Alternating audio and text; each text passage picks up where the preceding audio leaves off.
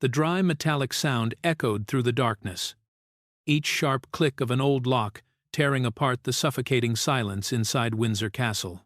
William's breathing grew heavy and rapid, as if every heartbeat was urging him to cross a line he had never dared to touch for years. And then, the hidden door opened.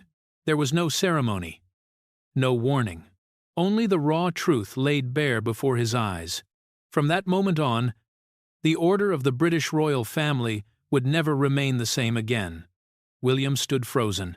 His gaze settled on objects so familiar it hurt. Treasures once closely tied to Princess Diana. Items the world believed had been lost or swallowed by history were now carefully arranged inside a room that had never appeared on any official map. This was no coincidence. This was a deliberately buried secret, and the one holding it was none other than Camilla. But the real question was not just about the objects. It was about how they got there. According to internal sources, at exactly 2 in the morning, unmarked crates were transported into this area. At the same time, every security camera signal in the western corridor suddenly vanished for nearly 12 minutes, a gap long enough to conceal anything. William was no longer an observer. He had become a seeker of truth, a son tracing the footsteps of his mother through a labyrinth of power and silence. Before we go deeper into the room that seemed erased from every record of existence, I want to hear your thoughts. Comment 1 if you believe William has the right to break every rule to reclaim justice for Diana. Comment 2 if you think Camilla's actions are simply her way of preserving royal history in her own manner. What William saw behind that hidden door was not the beginning. Everything had started earlier, during long nights when most residents of Windsor Castle were deep in sleep, when the corridors were lit only by dim yellow lights and the echo of patrol footsteps. It was during those seemingly quiet moments that the first strange signals appeared. Subtle yet clear enough to make some people unable to ignore them. The first person to speak up, even in a very limited scope, was a long-serving guard named Harris. He was not the type to be easily stirred by sensational stories. 30 years of service in the royal security system had shaped in him an almost absolute caution. Yet it was precisely that caution that made his account more compelling than ever. According to Harris, at exactly 3 in the morning, on nights with no official schedule announced, unusual movements would appear in the western corridor of the castle. These were not hurried footsteps or routine patrols. They were carts, covered completely with thick black cloth, moving slowly through narrow hallways.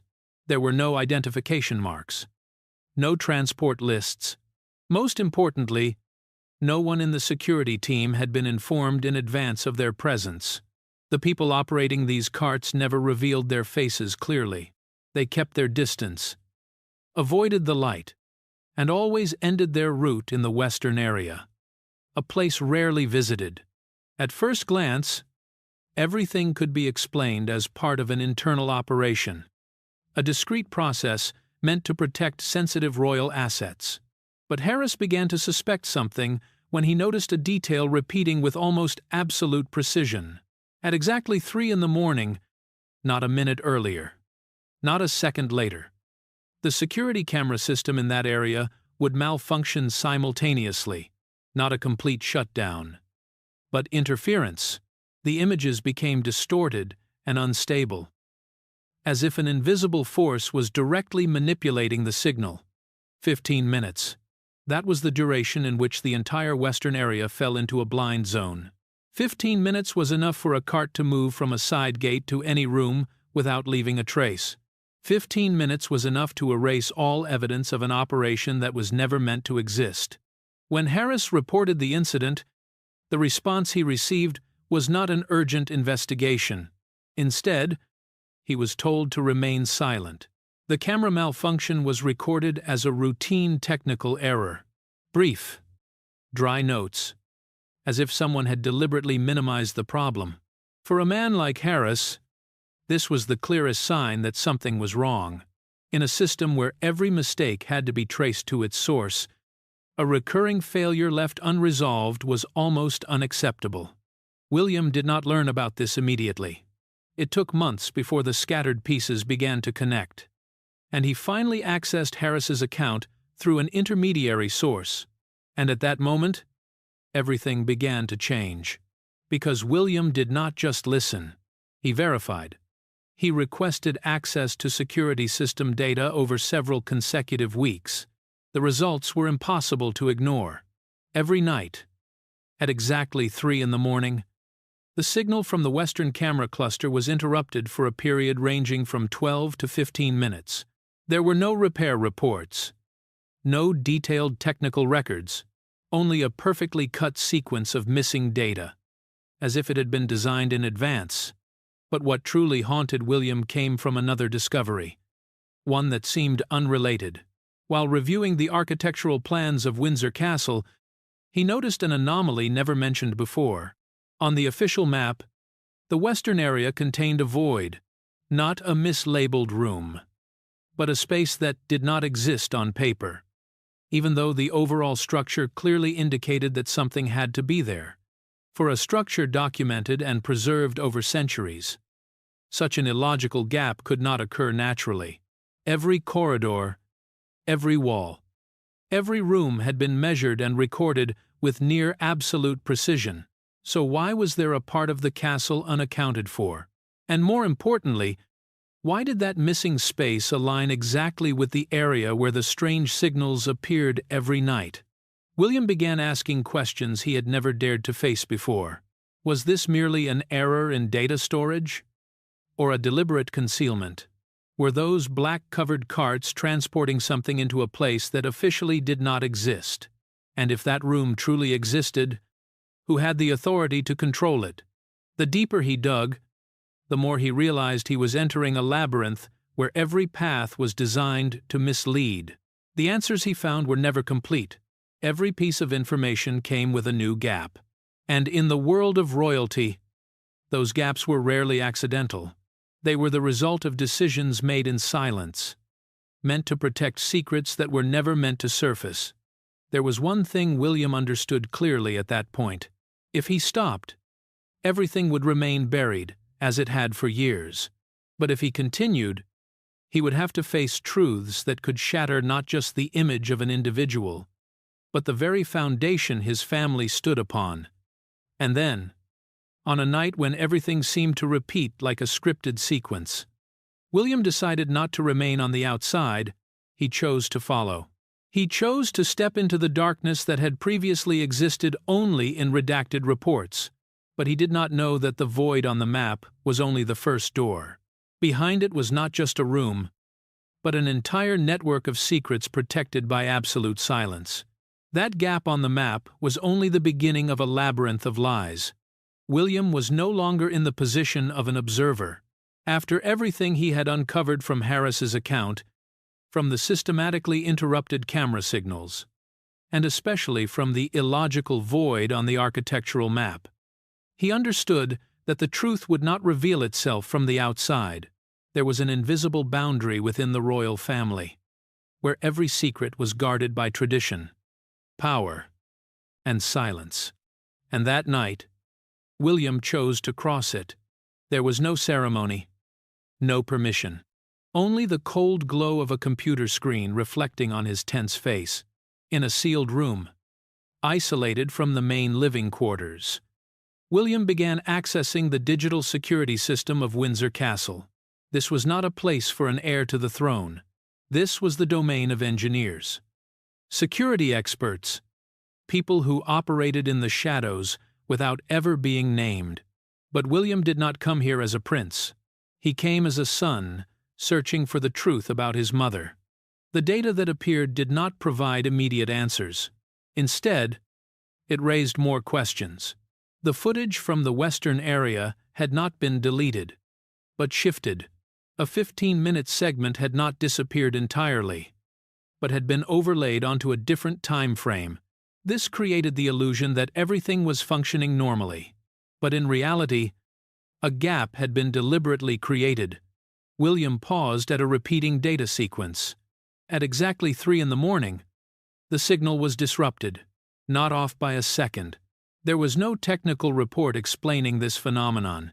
For a system so tightly controlled, such precision could only come from intentional interference. He said nothing, but in his mind, a thought began to take shape. This was not an error. This was a layer of camouflage. But technology was only half the story. The other half lay within the walls of the castle itself, where history was carved into every smallest detail. William returned to the western corridor, where Baroque patterns stretched endlessly along the walls like a repeating symphony. Soft curves, interwoven laurel branches, forming a symmetry so perfect it seemed impossible to deviate. Almost. William stopped, his eyes fixed on a section of pattern that seemed ordinary, but upon closer inspection, he noticed a slight misalignment, a laurel branch that did not fully match the rest, a detail anyone else might overlook. But in a structure like Windsor, where every millimeter was controlled, this deviation could not be accidental. He returned again and again. Morning, afternoon, and finally night. Each time, he saw the same thing, unchanged, not an illusion. It was a sign. The rain came like a perfect curtain, masking every movement. Raindrops struck the windows, creating a continuous sound, enough to swallow any noise from within. This was the moment when the security system became most vulnerable, and also the moment when the truth could finally emerge. William stepped into the western corridor.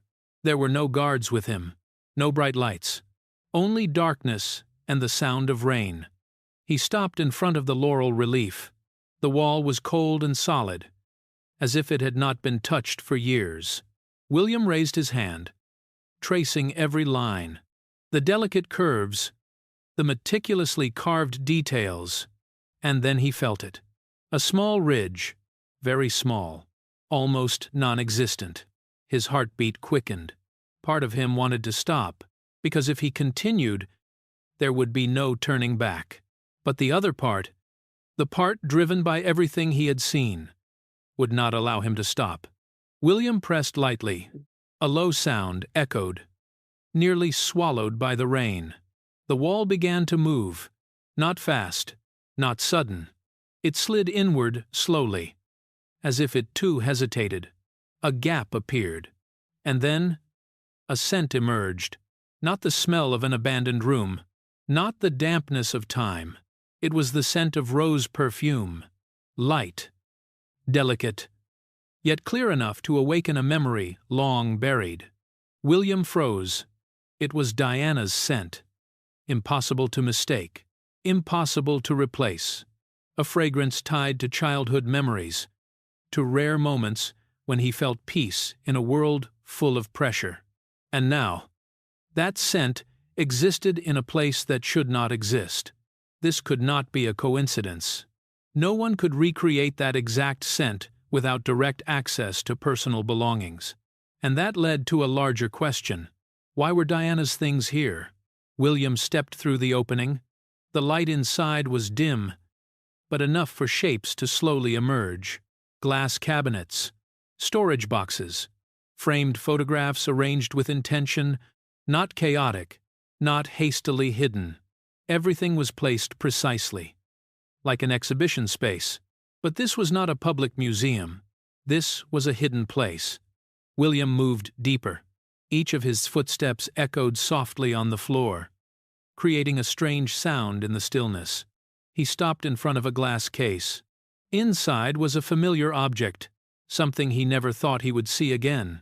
He did not need to touch it to know. Everything here belonged to Diana. Not just a part, but a great many things, as if someone had gathered every fragment of memory, every trace of her, and preserved them in this room, not to remember, but to control. William said nothing, but in his mind, every piece began to connect. The black-covered carts, the periods of camera interference, the gap on the map, and now this room.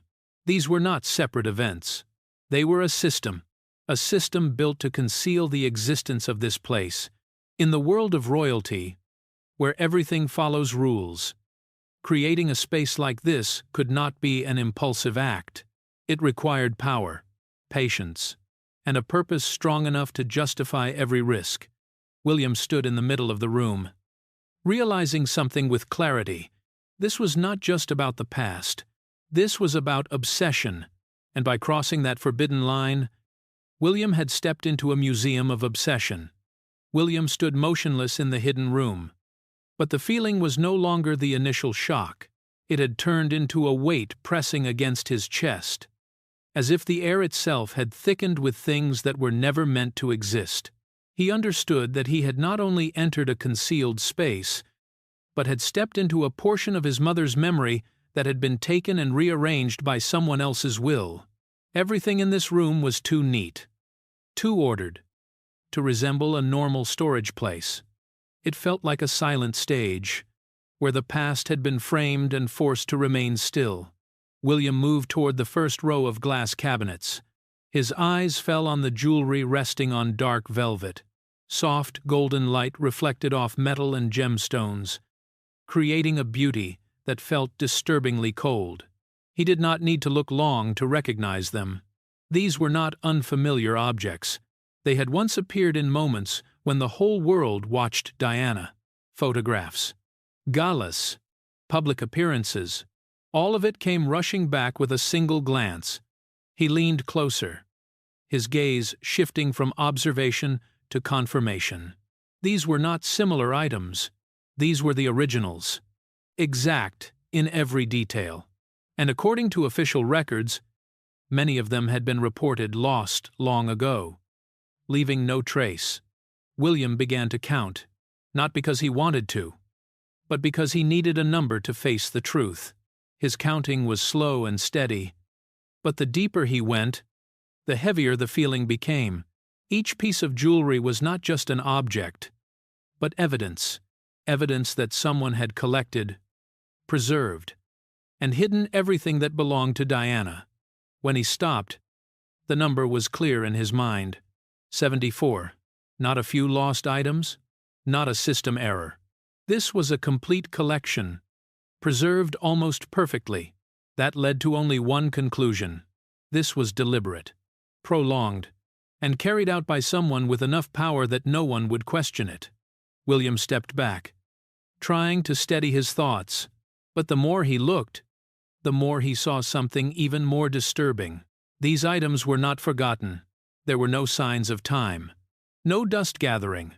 Everything had been carefully maintained, as if someone returned here regularly, checking, adjusting, ensuring everything remained in its place. This was not a forgotten place. This was a maintained system. He continued moving, his eyes scanning every part of the room. Then he stopped when he noticed something different. At the far end, separated from the cabinets, was a portrait hanging alone on an empty wall. There was no elaborate frame, no direct lighting, yet its isolation made it stand out more than anything else. William walked closer, each step slow, as if he were entering a memory he was not ready to face. As the distance closed, the image became clearer, and he felt his throat tighten. It was Diana, but not the Diana the public had known. Not the familiar gentle smile, not the radiant eyes seen before cameras. The woman in the painting wore a cobalt blue gown, a strong color that only emphasized the loneliness in her gaze. Her eyes were not directed at the viewer. They drifted somewhere distant, as if she were trapped in a world no one could reach. William stood there for a long time. He had never seen this portrait, and that was unusual in his position. He should have known every official image related to Diana. If this painting existed, it had never been allowed to appear.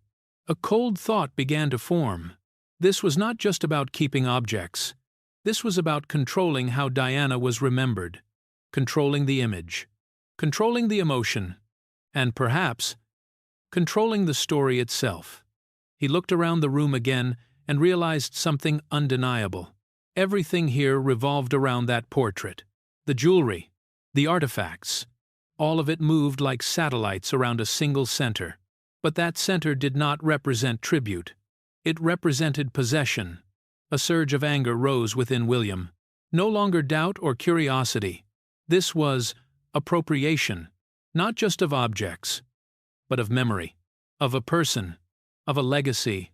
He stepped back, his eyes still fixed on the painting, and then he noticed a detail he had overlooked. Right beneath the portrait, near the floor, was a stack of old books. They were neatly placed, yet not protected like the other items. William crouched down. A thin layer of dust suggested they had been there for a long time, but not entirely forgotten. He reached out, feeling the aged leather covers, still firm. Notebooks. He opened the first one. The pages made a soft sound as they turned, and the moment the first lines appeared, a different feeling spread through him. If the jewelry were objects taken and held, these words were a voice, thoughts, things never spoken aloud. William did not need to read everything to understand their importance. These were not ordinary notes. They were fragments of truth, things that may have been hidden, distorted, or never allowed to exist. He tightened his grip on the notebook, clearly sensing a boundary had just been broken. What he held was not only about the past, it could change the present. His eyes lifted once more to the portrait above. On one side, an image controlled; on the other, a voice never heard. Two things existing in the same space, yet completely opposed. And in that moment, William's anger no longer remained an emotion. It became a decision. His anger turned into action as he opened the dust-covered diaries beneath that portrait. William did not take long to realize that the diaries beneath the portrait were not merely personal notes. From the very first pages, their structure was unusual. These were not scattered emotional entries, but systematic records, interwoven with names, timelines, and financial details written with a chilling level of precision. It made him understand almost immediately that he was not just reading Diana's memories, but accessing a layer of truth that had never been made public. He flipped through the pages faster, but without missing anything. Names appeared repeatedly. Private meetings, phone calls that had never been officially recorded. All of it gradually formed a network. And then a phrase appeared, not highlighted, but enough to make William stop. Operation Moonlight. He read it again, more slowly.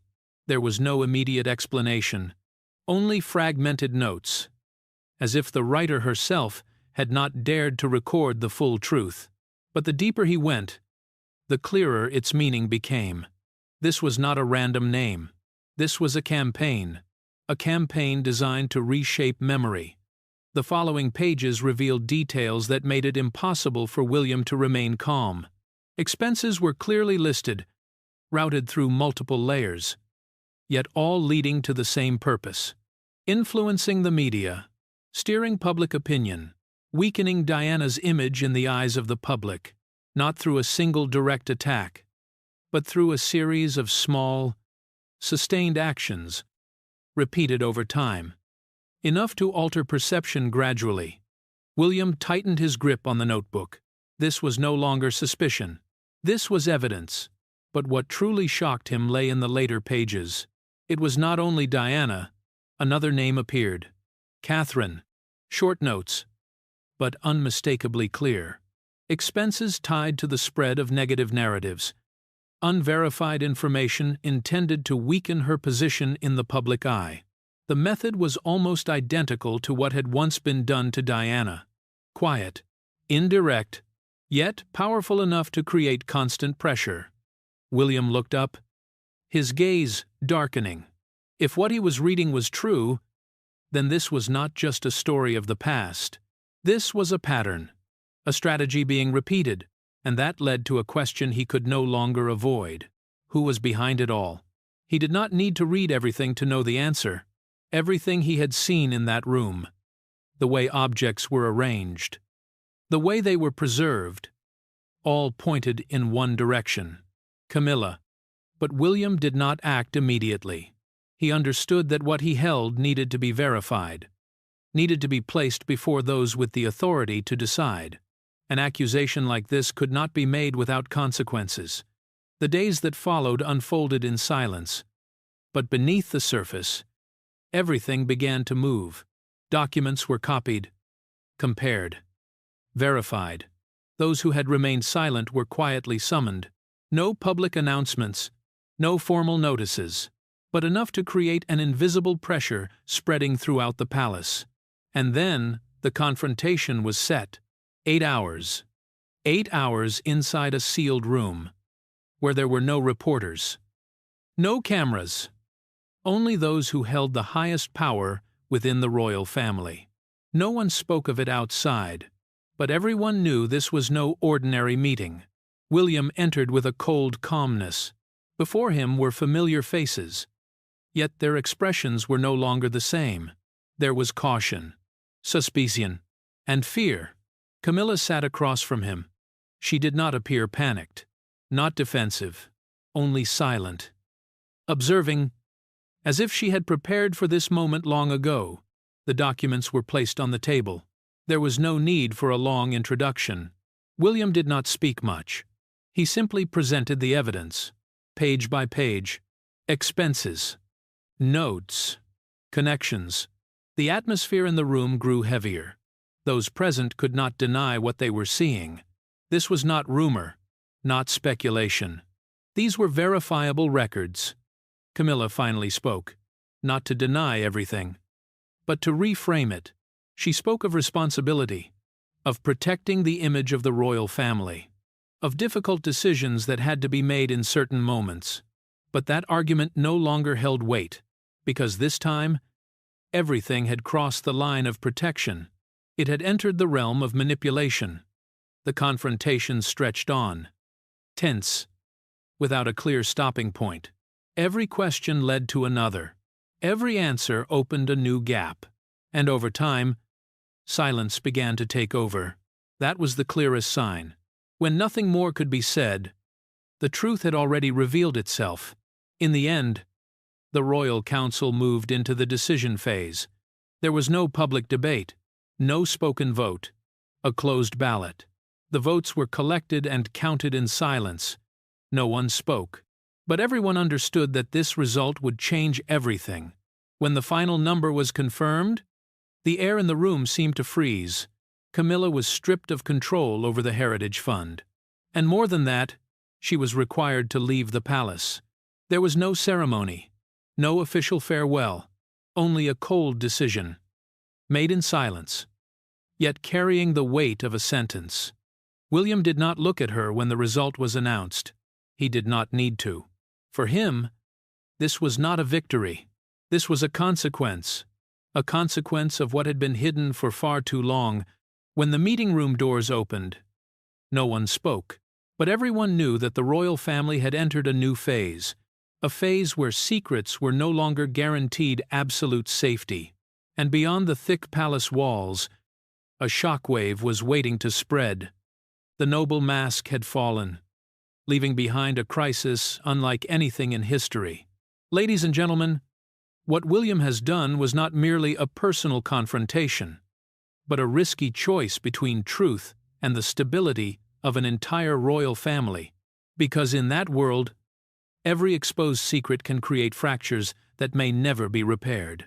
Yet sometimes, those very fractures are what allow the light to enter. William stood alone, separated from closed meetings and cold decisions. In his hand was a ring that once belonged to his mother, a symbol not only of love, but of a life marked by pain and unspoken truths. He did not say much, but his eyes made one thing clear. Justice may come late, but it can never be buried forever. And when it arrives, it carries a sense of peace that no power can replace. Elsewhere, Camilla left the palace in silence.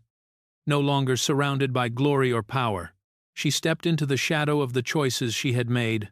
And William, with everything he had sacrificed, brought light back to Diana's legacy, returning to her not only her belongings, but the truth that had been hidden for far too long. Thank you for following this journey in search of justice.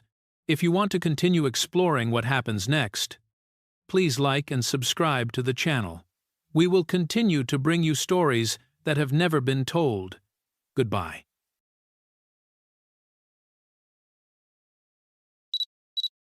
The first sound that tore through the night at Clarence House was not the echo of footsteps, but the sharp, relentless wail of royal police sirens.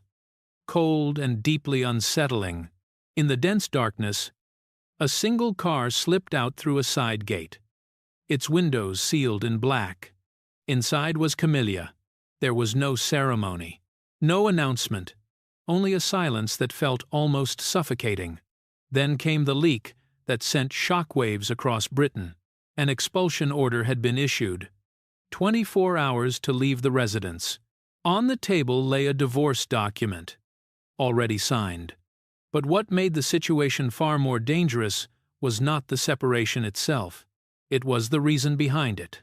An anonymous source from within the Royal Protection Team, described as a modern-day deep throat, had secretly released a classified file bearing the code name Operation Moonlight. What it contained was not mere speculation. It was a calculated and chilling blueprint designed to bring Catherine down. The target was not only her reputation, it was her position, the future of the throne itself. The immediate question followed: who was behind this exposure? And the answer sent a shiver through many. It was William, the stepson who had always kept his distance, always watching in silence. Was this an act of protection for his wife, or the opening move in an unprecedented internal purge? So what do you believe is truly unfolding behind those ancient stone walls? Comment 1 if you believe Charles is trying to correct past mistakes and protect Catherine. Comment 2 if you think William is quietly initiating a coup unlike anything in the history of the British monarchy. No event was officially announced. No press conference was held. Not a single formal statement came from the palace.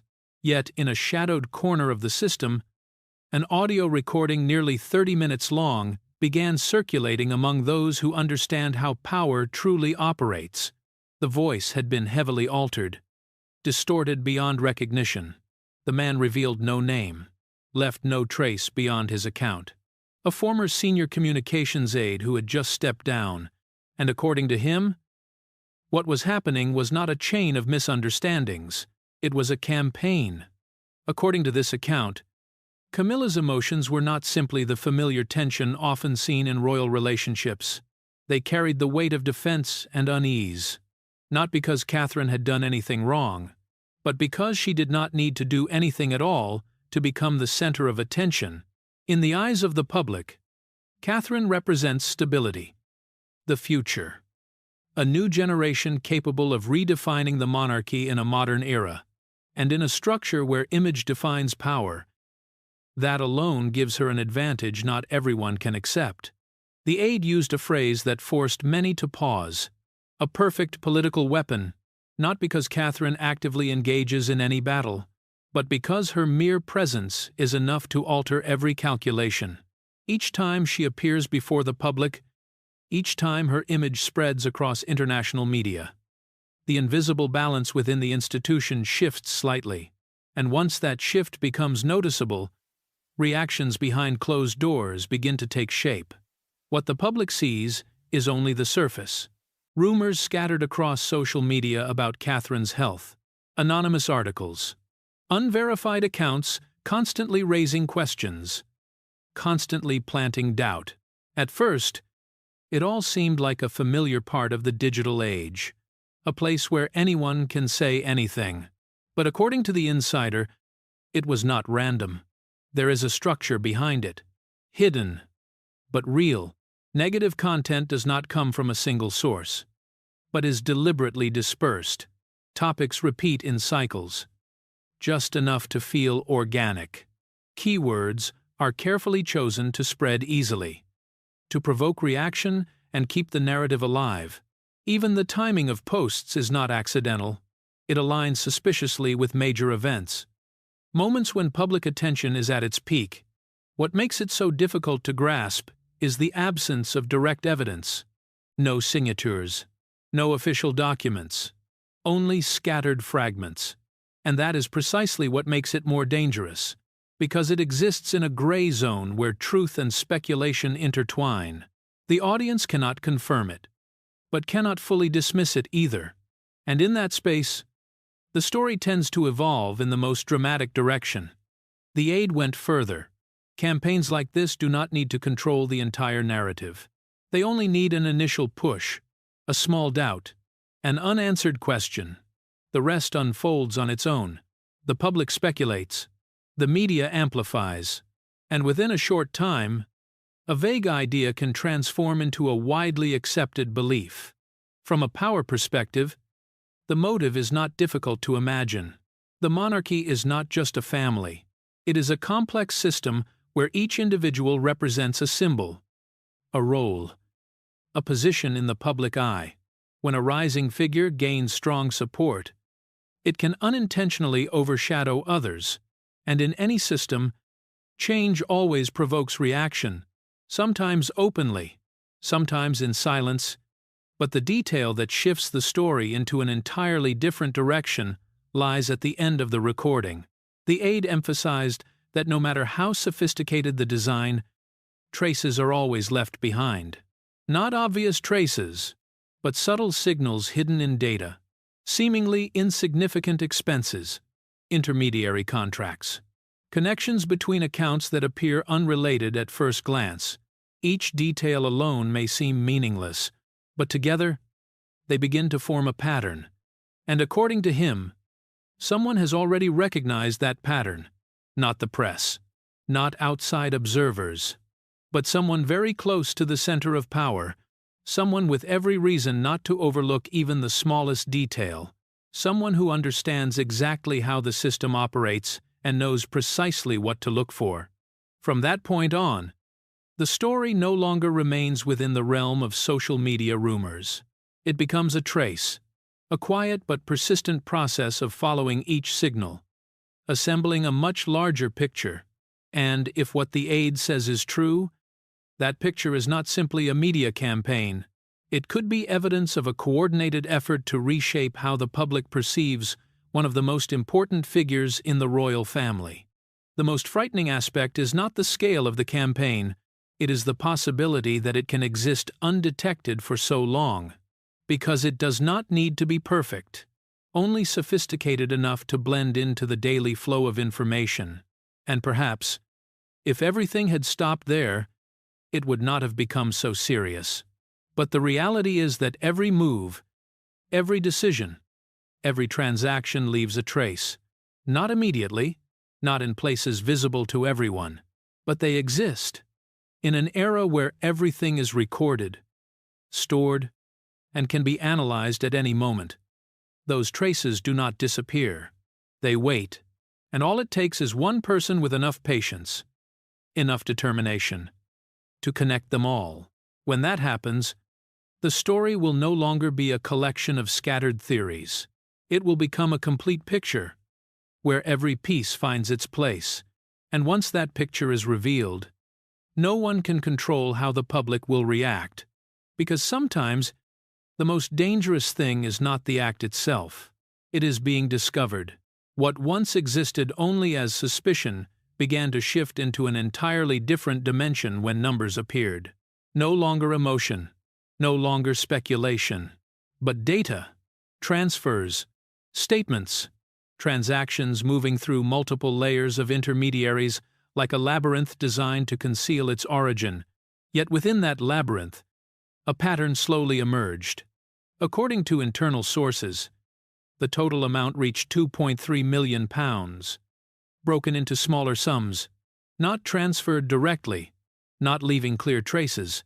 Each amount passed through a different company, all registered in island jurisdictions with loose financial regulations. 4 companies, 4 layers of cover, and behind each layer, a chain of sub-accounts forming a network almost impossible for outsiders to trace.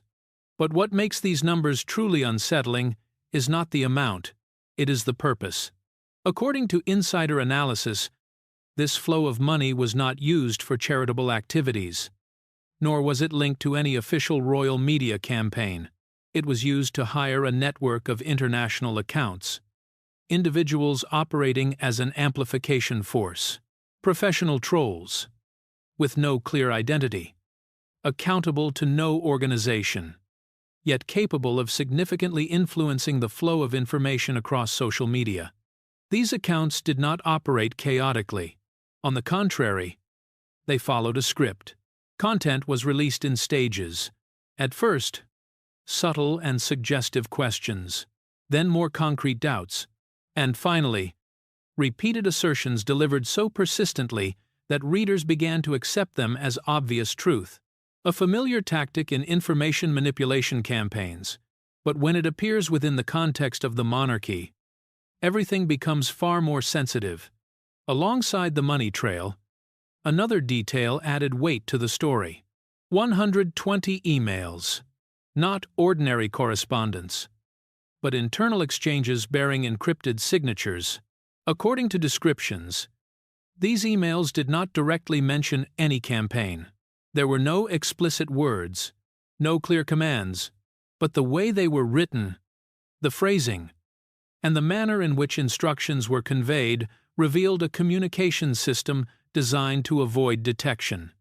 Notably, these emails were all connected to the Queen's office, not in a direct sense, but through layers of intermediaries, assistants, advisors, individuals with access, yet not at the center of power.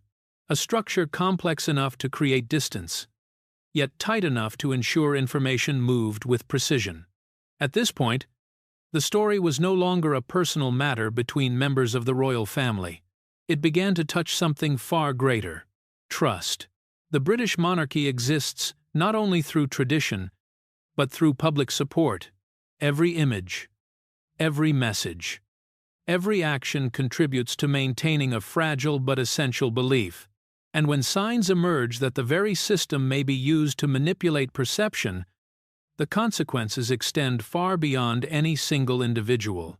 In the current climate, where society is increasingly sensitive to misinformation, any indication of manipulation can trigger a chain reaction. Not only domestically, but globally, the monarchy is no longer an internal symbol. It is part of a national image, and any fracture in that image can spread at a speed no one can control. Some media experts, when asked about this scenario, used a striking phrase: internal betrayal. Not in a legal sense, but in a symbolic one, because if a system built to represent stability is used to create instability, its very foundation begins to weaken. What matters here is not who is right or wrong. It is the scale of damage the entire system may endure. If what has been revealed is accurate, this is not merely a power struggle. It is a crisis of trust. And in such crises, no side truly wins. Meanwhile, those at the center of the story are forced to face choices no one would want, especially as evidence, both direct and indirect, begins to take shape. Every document, every transaction, every email, together forming a dossier that, according to sources, has been placed before the one person who needed to see it. And that is when the story shifts into something deeply personal. The person placed in the most difficult position is not the one targeted, nor the one accused. It is the one in between, the one who must weigh not only logic, but emotion. On one side, a wife who has stood beside him for many years, who endured the hardest periods of his life with him. On the other, the future of an entire monarchy, the trust of millions, the stability of a national symbol. There is no easy choice, because every decision carries consequences. Ignore it, and the doubts will continue to spread, eroding trust day by day. Confront it directly, and what has been hidden may erupt, unleashing a wave of reaction no one can predict. At that moment, all eyes turn to one man, not because he wants them to, but because he has no other option. Power comes with responsibility, and sometimes that responsibility demands decisions no one wishes to make. Those closely following the story begin to ask, is the prolonged silence a sign of internal conflict? Are the closed-door meetings, the altered schedules, the cancelled events signs that something far greater is unfolding behind the scenes? No one has a certain answer. But one thing is clear: when numbers begin to speak, they cannot be ignored. Because, unlike words, numbers carry no emotion. They simply reflect what has happened. And once they appear, they force confrontation. At this point, the story is no longer a series of scattered theories. It becomes pressure, a weight pressing down on those with the power to decide. And in a system where every decision can affect millions, that pressure is not merely personal, it is historical. And then, the inevitable moment arrives. When all the pieces are laid on the table, when every number, every document, every trace has been presented, the final question is no longer what happened, it is what happens next. When the son places this evidence before his father, there is no room left for delay, no space for avoidance. Only a choice remains. A choice that any man would have to weigh with both heart and mind. The wife who stood beside him through his darkest years, or the survival of the monarchy he has spent his life protecting. And sometimes, in the most private rooms, the most important decisions in history are made in silence. The door to the private library closes slowly, almost without a sound. It is a room not meant for the public. A place where the most critical royal decisions are made in absolute silence. Towering bookshelves stretch to the ceiling. Portraits of ancestors line the walls. Together they create a space both solemn and heavy. And it is here that a confrontation unseen by the outside world unfolds, lasting 480 minutes of suffocating tension. According to indirectly accessed sources, the meeting does not begin with sharp accusations. It begins with control. King Charles keeps his voice low. Each question is delivered slowly, deliberately. On the table lies a prepared dossier. Numbers, printed emails, annotated notes. There is no room for ambiguity. Every detail is placed with precision. A reminder that this is no longer about emotion, but about facing what has been gathered. Camilla does not deny immediately. According to accounts, she remains silent in the opening minutes, observing, evaluating, as if weighing which strategy to adopt.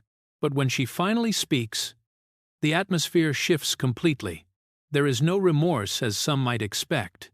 Instead, her response is defensive, even countering. She argues that every action was driven by a single goal: to protect the king's position, to preserve the stability of the monarchy at a time when everything is under scrutiny. In her framing, Catherine is not a victim, but a risk factor, not because she has done anything wrong, but because she is too prominent, too admired, too capable of becoming the center of attention, to the point that she could unintentionally overshadow traditional power structures. These words, according to what has been revealed, push the tension in the room to a level that can almost be felt, because this is no longer a debate about actions. It is about how the entire system is perceived. One side views popularity as an asset, the other sees it as a potential threat. And when these perspectives collide directly, there is no path to reconciliation. The exchange does not unfold continuously. It is interrupted by long stretches of silence, moments where no one speaks. Yet everything is being weighed, especially when Camilla, according to sources, acknowledges that her actions were not random. They were calculated, a strategy executed with the belief that it was necessary. It is at that moment that a detail draws particular attention. King Charles remains silent for 15 minutes. Not a few seconds, not a brief pause to think, but a silence long enough to become a statement. Throughout those 15 minutes, questions are asked. No reaction is shown, only silence, as if everything is being considered at a deeper level. Observers believe this is the decisive moment, because in a system where every word carries weight, Silence can be more powerful than any declaration. It reveals an internal struggle between personal emotion and public duty, between the past and the future. When the conversation resumes, the tone no longer holds its initial restraint. Questions become more direct, answers sharper. The careful layers of language fall away. What remains are opposing views placed side by side, without concealment. According to what has been described, Camilla did not step back. She continued to defend her position, emphasizing that, in a world where media can shape reality, controlling the narrative is necessary. She did not see it as manipulation, but as risk management, an approach that, in her view, many major organizations around the world still apply. But the issue lies in the context. The monarchy is not an ordinary organization. It exists on trust, and any sign of interference in public perception can be seen as a betrayal, not of an individual, but of the very values the system represents. The argument continued, not because there were no answers, but because each answer opened the door to more questions. 480 minutes, 8 continuous hours, a period long enough for every argument to be presented, every emotion revealed, and every limit tested. When the library door finally opened, there was no winner. Only a decision had been made. According to confirmations from multiple sources, the order to leave Clarence House was issued immediately afterward. There was no extended preparation, no standard transition process. 24 hours. Enough time to gather what was necessary, but not enough to create any form of ceremony. What drew attention was not only the content of the order, but the way it was carried out. There was no official escort, no familiar support team, no carefully arranged images to control the media. Everything unfolded in silence, as if the system was trying to minimize attention. Yet that very silence intensified curiosity, because when a figure at such a level departs without any explanation, questions emerge on their own, and when questions have no answers, they begin to seek answers in their own way. At this point, the story no longer sits within the boundaries of a personal confrontation. It has become an event that could shape how the public views the entire monarchy. Supporters may see it as a necessary step to protect the system. Skeptics may view it as a sign of deeper underlying issues. But at the center of it all are still people, relationships, imperfect choices, and unavoidable consequences. Some analysts argue that this decision, however difficult, was inevitable if the goal was to preserve public trust. Others question the cost, because any shift in a power structure leaves a gap, and that gap, if not carefully managed, can create new instability.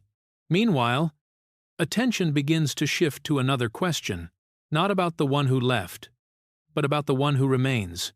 Catherine, the figure around whom the entire story seems to revolve, the one who has become the center of a chain of events she may never have anticipated. What she faces is not only public pressure, but also the psychological impact of what unfolded behind closed doors. Can a single decision, no matter how decisive, erase what has already happened? Can removing one element restore trust that has been damaged?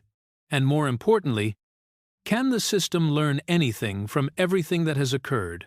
Because, in stories like this, the end of one chapter is often only the beginning of another, and as everything begins to settle, one final question remains, a question not easy to answer, yet impossible to ignore. Is Camilla's departure truly enough to heal the damage that Catherine has endured? Behind the closed doors of Clarence House, the story does not end. It simply moves into another phase, where the consequences begin to emerge more clearly with each passing day. What happened inside that private room is no longer an absolute secret, even without an official statement. Subtle changes in how the monarchy operates are enough for careful observers to recognize that a new order is taking shape. At the center of that shift is a decision that is both strategic and deeply psychological. Why did Charles choose to stand with Catherine? The answer does not lie only in personal emotion or what transpired during the 8-hour confrontation. It lies in a factor no modern monarchy can ignore: public trust. In recent years, Catherine's image has gradually become a symbol of stability, not loud, not controversial, but always present at the right moment, in the right way. Meanwhile, Camilla, despite efforts to build her image, has always carried echoes of the past, old stories, lingering perceptions that never fully disappeared. And in an era where public opinion can shift outcomes in a short time, that difference becomes decisive.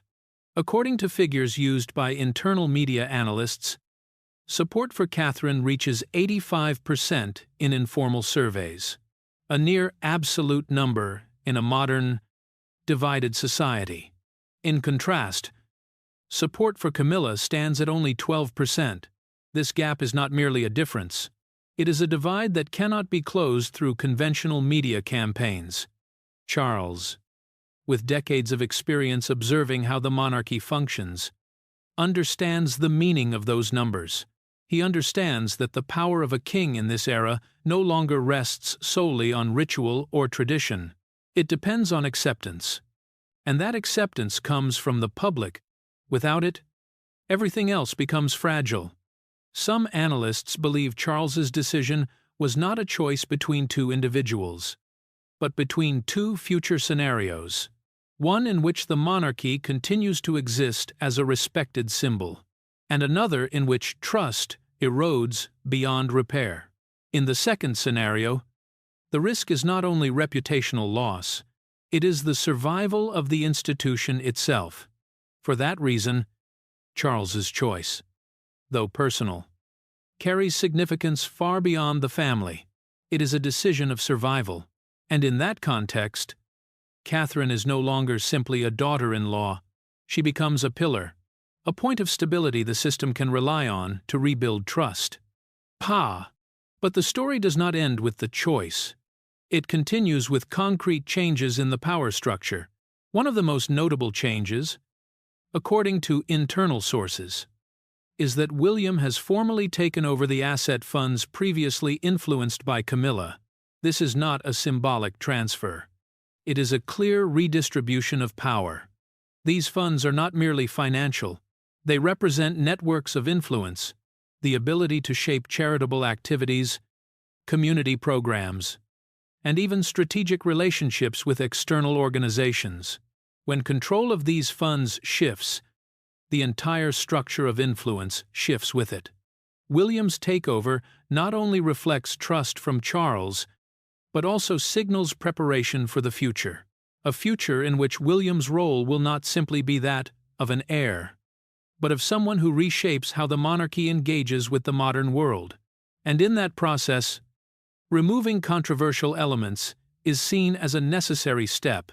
However, any transition comes with consequences. Those tied to the previous system must adapt or step away. Relationships built over years may be disrupted, and within a structure as complex as the monarchy, such changes never occur without leaving traces. Some sources indicate that the atmosphere within related offices has changed significantly.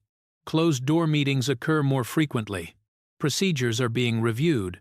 Decisions are made with greater caution. All signs of a transition phase, where everything is being reassessed. From a psychological perspective, Charles's decision also reflects a shift in how he views his role. No longer a figure balancing personal relationships, trying to maintain harmony, but a leader forced to place the system above all else. A role not easy, but unavoidable. Meanwhile, Catherine's image after these events has also evolved. No longer only a symbol of grace and stability, she is increasingly seen as a central figure, someone capable of influencing the direction of the monarchy. And with strong public support, that role becomes even more defined. Yet the question remains, will these changes be enough to restore damaged trust? Can restructuring power erase what has already happened? And more importantly, can the system prevent similar scenarios in the future?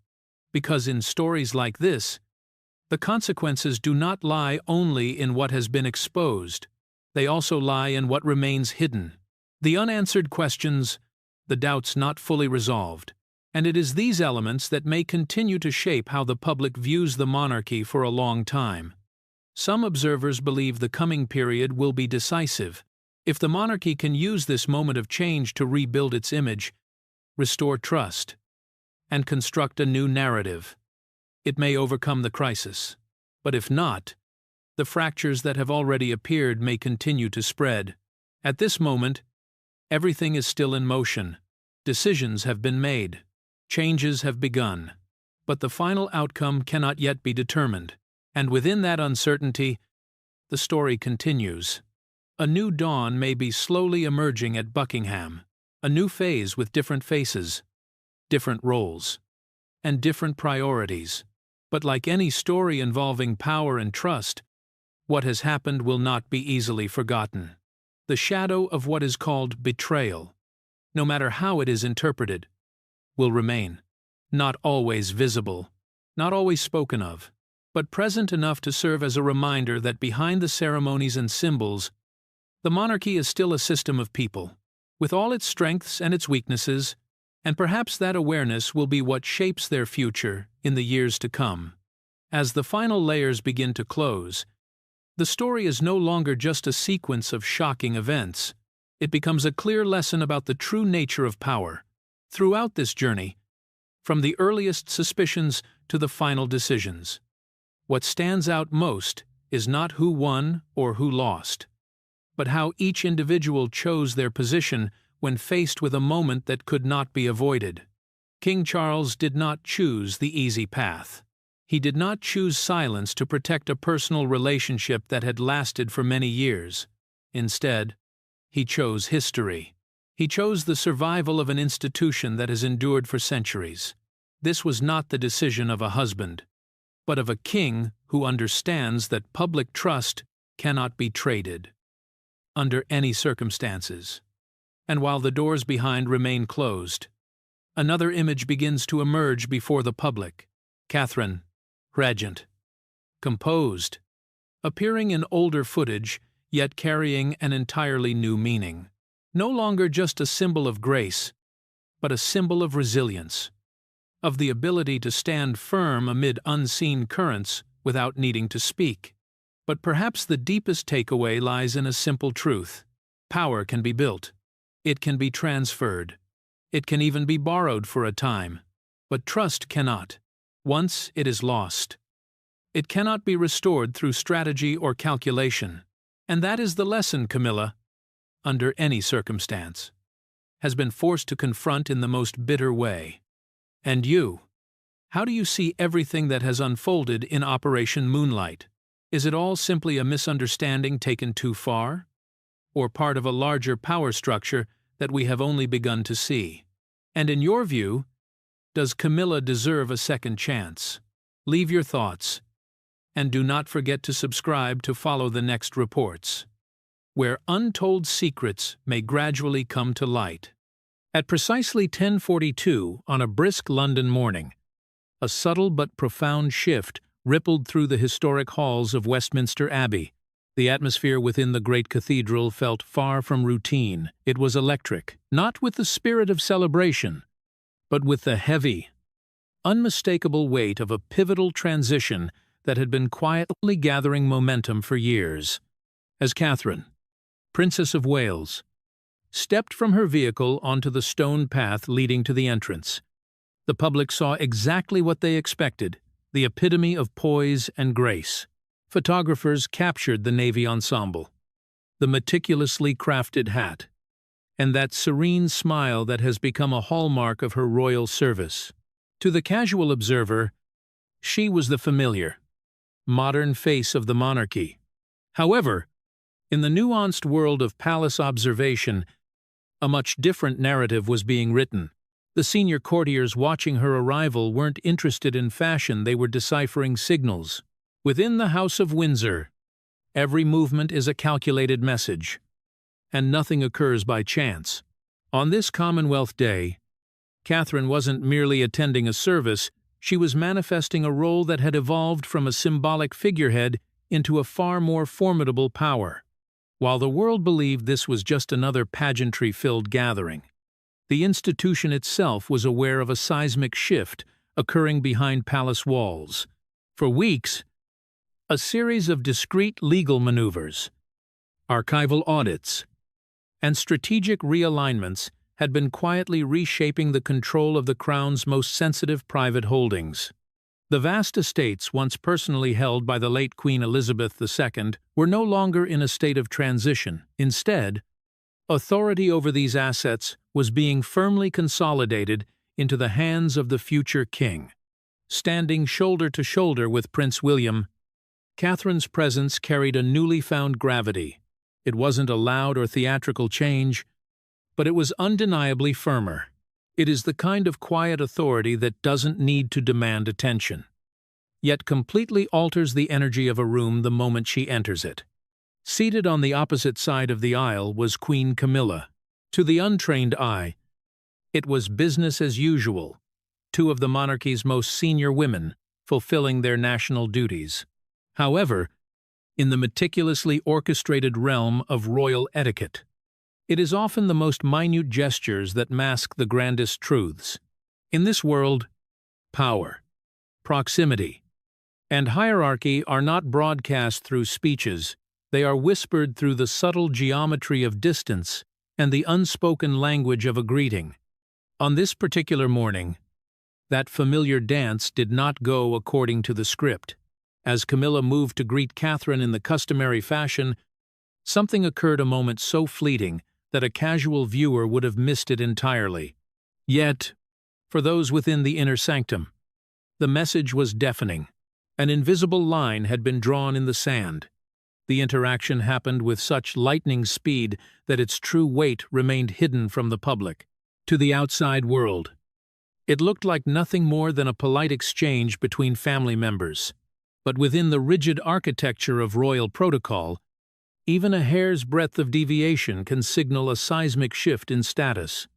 For decades, the standard greeting among senior royals at formal events had been a predictable ritual, a warm inclination, a brief air kiss, and a visual display of solidarity for the cameras. It was a tradition as old as the ceremonies themselves. But that morning, the tradition hit an abrupt wall. As Camilla leaned in, the Princess of Wales remained stationary. Instead of closing the gap, the broad, structured brim of Catherine's hat acted as a physical barricade. Perfectly angled, her designer headpiece created a literal no-fly zone, making the customary closeness impossible. For a split second, Camilla faltered, caught off guard, and forced to pivot into a much colder, more distant response. What remained was nothing more than a sterile exchange of pleasantries, a tight, controlled smile, and a formal nod. The warmth had vanished, replaced by a calculated and unmistakable perimeter. While the public might have overlooked the exchange, the reaction among palace staff, security detail, and seasoned insiders was instantaneous.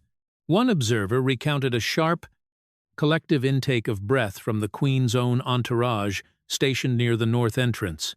The gravity of the moment was undeniable in the world of the Windsors. Access is currency, and proximity is the ultimate sign of trust. A single greeting can expose the inner workings of the royal hierarchy more effectively than any polished press release. On this particular morning, Catherine didn't just maintain her distance, she manifested it. This wasn't an awkward stumble or a defensive reflex, it was a deliberate statement. Experts who decode royal behavior know that spontaneity is a rare guest at high-profile events. Every step, every nod, and every glance is meticulously vetted by private secretaries and protocol maestros to ensure no message is sent by mistake. This is exactly why several palace insiders later whispered that this wasn't a fashion choice or a lapse in etiquette, it was an ordained strategy. According to a high-ranking palace source, Catherine had been briefed to establish what was internally referred to as a controlled perimeter. Though the term sounds cold and clinical, its implication within the palace walls is crystal clear. The doors to the inner sanctum of the future monarchy are swinging shut. The era of easy familiarity is over. And a new, more exclusive guard is being mounted. The timing of this icy shift was far from coincidental. In the quiet weeks leading up to the Commonwealth service, a silent revolution had been taking place within royal legal offices and private archive rooms. Strategic decisions were being finalized that would fundamentally reorder who holds the keys to the crown's most prestigious and symbolically potent assets. At the center of this storm was Prince William, who had just officially assumed control over these high-stakes holdings. At the heart of the crown's power lie the complex blueprints of its survival, intricate trust structures, ancient agreements, and legal mandates that dictate exactly who commands the monarchy's most precious lands. When Queen Elizabeth II passed away, these documents were suddenly transformed from historical records into high-stakes battlegrounds. You see, the transition from one monarch to the next is far more than just a series of public ceremonies. It triggers a massive, invisible administrative machine. Behind closed doors, private estates and personal trusts must be meticulously audited. And for months, Princess Anne has been the silent architect of this transition. Insiders at Windsor reveal that the Princess Royal spearheaded what archivists called a heritage verification review, a grueling, forensic deep dive into the late Queen's personal portfolio. Her mission was simple yet vital: to revalidate the legal standing and succession paths for every single estate linked to Elizabeth's name. While many assets were already governed by the well-known duchy system, a secondary, more mysterious tier of property existed, lands that Elizabeth had specifically shielded from commercial exploitation or political interference through layered legal protections. It was during one of these late-night archival sessions that Anne unearthed a document that had long escaped notice, a supplemental legal appendix buried within a trust arrangement from the Queen's final years. Its implications were explosive. This document clarified that several of Elizabeth's most secluded and private retreats were to be classified not as standard family assets, but as sovereign heritage properties. This classification changed the rules of the game entirely. It stipulated that administrative authority over these lands was to bypass marital ties or extended family influence. Instead, it was reserved exclusively for the direct bloodline of succession. The wording was razor-sharp and left no room for interpretation. For Anne, the discovery was a masterstroke. It meant that the moment Prince William was confirmed as the operational heir, absolute stewardship of these protected lands would fall to him and him alone. There would be no shared oversight and no secondary advisory boards, just one ultimate, unchallenged authority. But the true bombshell was buried even deeper within the text. A secondary clause, likely intended as a mere precaution when Queen Elizabeth first signed off on it, had suddenly become a powerful tactical weapon. This provision explicitly barred anyone who had joined the royal family through marriage after a specific cutoff date from holding any administrative or voting power over these heritage estates. In the shifting political sands of the modern monarchy, this clause was no longer a formality. It was a decisive barrier. The stakes couldn't have been higher. For months, whispers had been circulating within certain corners of the extended royal household. There were quiet discussions about transforming these private sanctuaries into high-end hospitality ventures, launching heritage luxury brands, and exploring lucrative private development deals. None of these plans had reached the public eye yet. But this legal discovery meant those commercial ambitions had just hit an impenetrable wall. Princess Anne realized the magnitude of this find instantly. This wasn't just a bit of dry, technical housekeeping. It was a structural fortress built to protect Elizabeth's most intimate legacy from being sold to the highest bidder. Once this clause was activated, The ripple effects would be felt far beyond the dusty shelves of the Windsor archives. However, while Anne had secured the legal high ground, the palace still needed a smoking gun, concrete proof of the secret maneuvers happening behind the scenes. And the person who would ultimately provide the evidence to make this transition irreversible wasn't a high-priced constitutional lawyer or a veteran courtier. Instead, the breakthrough came from an unlikely source, the methodically brilliant 22-year-old Lady Louise Windsor. For years, Lady Louise Windsor has been a background figure in the royal narrative, often described as the academic of the family, more at home in a library than under the harsh glare of the paparazzi. She was seen as a reserved, thoughtful young woman who chose to live a life away from the tabloid noise. This is precisely why no one, especially those operating in the shadows, ever expected her to become the key player in a high-stakes palace investigation. At 22, Louise had earned a reputation among the Windsor staff for her incredible patience and forensic eye. While others might skim through digital records looking for quick results, she possessed a methodical focus that allowed her to spot anomalies everyone else missed. It was this rare talent that made her the perfect partner for Princess Anne's mission. As Anne scoured the physical ledgers, Louise launched a digital sweep, tracing international